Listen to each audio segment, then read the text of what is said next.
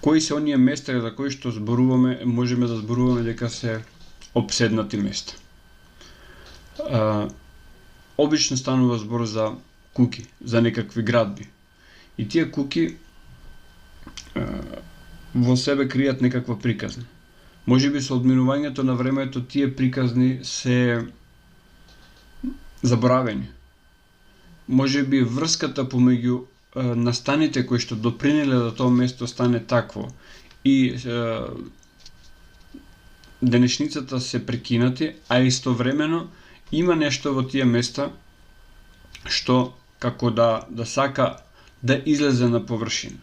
Значи, оваквите приказни биле неисцрпна инспирација на сите писатели на хорор приказни и на сите режисери кои што правеле вакви приказни.